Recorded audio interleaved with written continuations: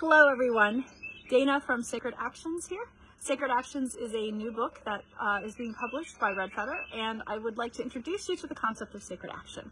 So what is sacred action? Well, let's start with the problem. The problem is that a lot of us are seeking deeper connections with nature. We're seeking paths of nature spirituality, of neopaganism, and all of those are earth honoring and earth aligning.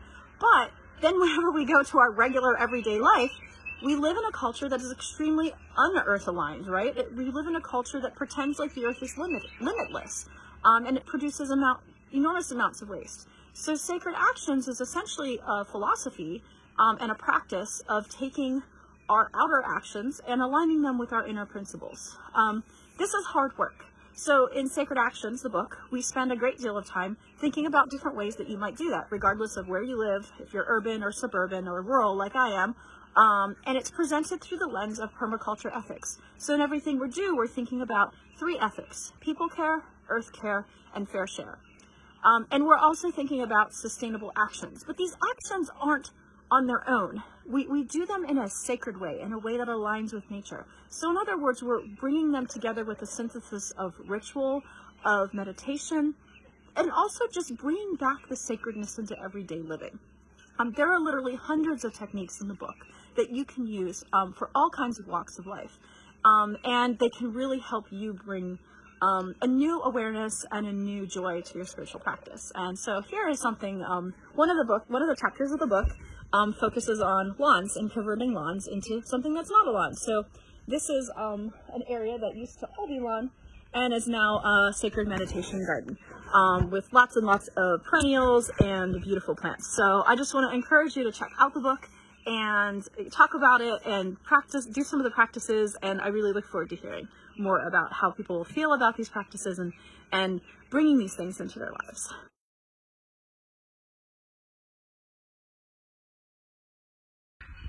Hi everybody, Dana here from Sacred Actions. So I thought I would just give you a really quick tour of the greenhouse. One of the big focuses of Sacred Actions is thinking about how to integrate everyday life into our sacred and spiritual practice. And so one of the ways that we do this here at our home is through growing a lot of our own food. So you can see we have a very healthy crop of lettuce. It's early May right now, so nothing can go out. So these are various, actually that's tobacco, which is an offering herb, motherwort, which I also use for offerings, spinach. So everything's kind of living in here till it's a little later in the season. And the greenhouse itself is actually a used carport that we repurposed and we framed out, and now it serves as our greenhouse.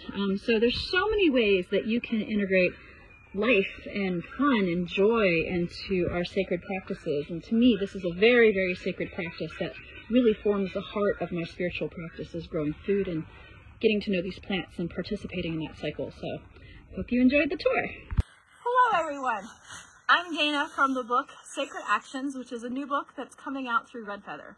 The entire idea of Sacred Actions is aligning our inner and outer principles. So for those of us who practice nature spirituality, who want to think about how do we live more regenerative lives and transition to regenerative living, and to create that as part of our spiritual practice, that's what this book is all about. So today I'm going to show you about something called an Ecobrick. So I've got a couple of them here that are finished. And here, take a good look. An Ecobrick is a building material that you can create yourself and that you can either use yourself or you can donate to any one of hundreds of community projects around the world.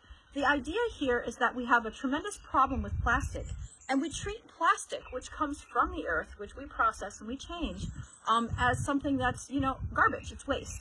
And this allows us to realign this idea of waste and treat everything from the natural earth, including the plastic in our lives, with more respect and saying, well, this can become a resource.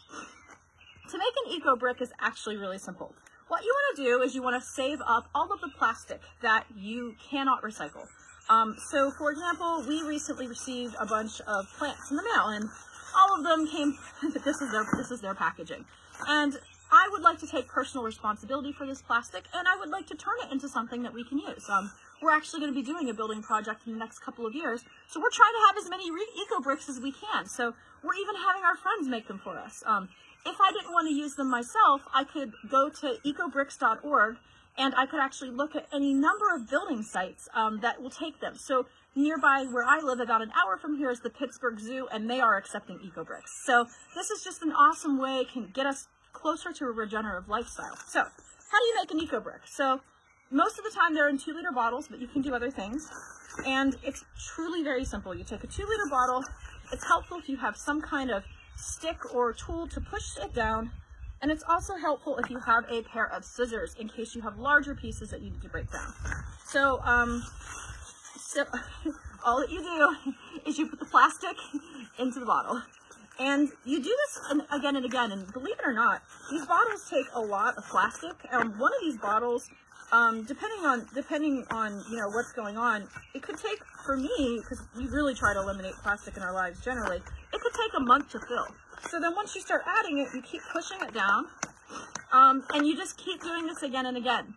If you're careful, you can actually integrate this right into your life. You can put your Ecobrick right next to your recycle bin, or what I like to do is I just have a bag, and every piece of non-recyclable plastic goes into that bag, and then maybe like every month or so, I sit down, maybe with some friends, hang out by a fire or whatever, and just make some Ecobricks. So it's a very wonderful, easy thing that you can do, aligns with sacred actions and sacred principles, honors this plastic that comes from the earth, and puts it in a place that it's going to be used for good rather than filling up our oceans.